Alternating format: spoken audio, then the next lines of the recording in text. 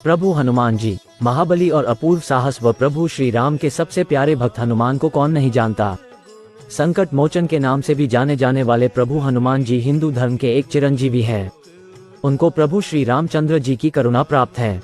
उनकी श्रद्धा और निष्ठा को देखते हुए प्रभु श्री राम जी ने उन्हें कई सारे वरदान दिए हैं।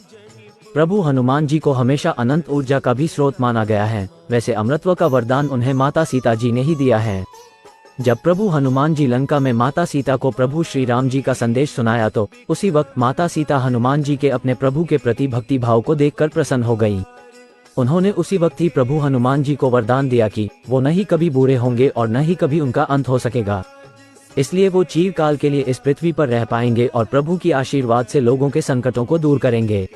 महर्षि व्यास। प्राचीन सनातन धर्म के इतिहास में कई ऋषि और महर्षियों का उल्लेख मिलता है।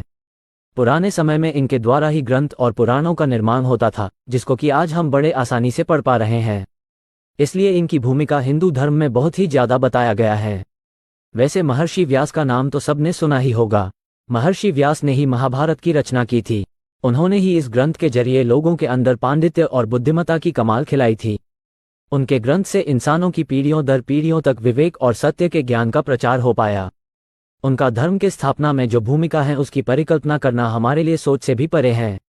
उनके इसी महत् कार्य के लिए वो त्रेता युग से द्वापर युग तथा कल युग के प्रारंभिक अवस्था को देखने में सक्षम हो पाए। वो महर्षि वशिष्ठ के पोते थे। उनको हम आज भी उनके कृतित्व के लिए याद रखे हुए हैं, जो इस बात को सूचित करता है कि हमेशा अच्छे कर्म किया जाना चाहिए। हिंदू धर्म के 7 चिरंजीवियों के अंदर परशुराम जी भी आते हैं। इनके बारे में भी मुझे लगता है कि आप लोगों को पता होगा।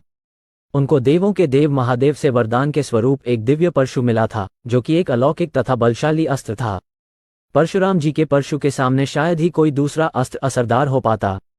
हिंदू धर्म के अनुसार वो पहले ऐसे ब्राह्मण थे जो कि ब्राह्मण तथा क्षत्रिय दोनों के ही धर्मों को एक साथ पालन किया था। वैसे वो एक अजेय योद्धा थे और उनके शौर्य के सामने कोई भी टिक नहीं सकता था। उन्होंने कई राजा और महाराजाओं को हराया है। माना जाता है कि वो आज भी महेंद्रगिरी के पर्वत ओडिशा में विराजमान है। हिंदू धर्म में आपको परशुराम जी कई ग्रंथों में वर्णित नजर आएंगे।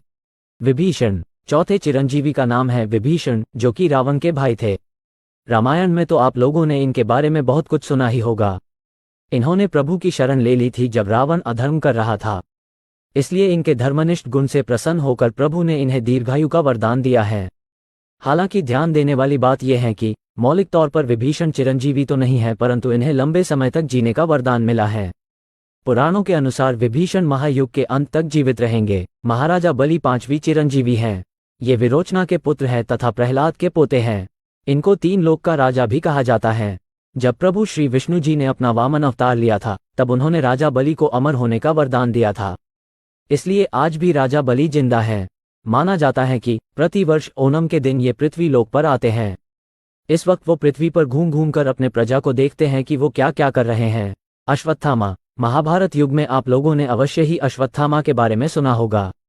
वो गुरु द्रोण के पुत्र तथा एक महान योद्धा थे। अश्वत्थामा को गुरु द्रोण ने कड़ी तपस्या के बाद महादेव से पाया था। इसलिए अश्वत्थामा को महादेव से काफी शक्ति भी प्राप्त थी। वो 11 रुद्र अवतार में से एक थे। माना जाता है कि कृपाचार्य और अश्वत्थामा ही 2 ऐसे योद्धा थे जो कि कुरु वंश के तरफ से महाभारत के अंत होने तक जीवित थे। हालांकि अश्वत्थामा अमर है, परंतु प्रभु कृष्ण के श्राप के चलते वो न ही किसी के संपर्क आ सकते हैं और न कि उनको कोई देख सकता है। इसके अलावा उनके बदन के ऊपर ऐसे घाव भी हैं जो कि अनंत काल तक ठीक नहीं होंगे। कृपाचार्य। गुरु कृपाचार्य कौरवों के ओर से लड़ने वाले एक महान योद्धा थे। उनकी बहन कृपी का गुरु द्रोण के साथ विवाह हुआ था, इसलिए वो अश्वत्थामा के मामा थे। माना जाता है कि वो दोनों कुरु और पांडु वंश के कुल गुरु थे। उन्होंने दोनों ही कुरु तथा पांडु वंश के राजकुमारों को शिक्षा प्रदान किया था। कहा जाता है कि वो एक बहुत ही असाधारण गुरु थे। उनके सामने सब एक समान थे। उन्होंने दोनों ही वंश के राजकुमारों को कई विद्या का ज्ञान भी दिया था। हालांकि कुछ परिस्थितियों के चलते उन्हें कौरवों की ओर से शस्त्र उठाना पड़ा।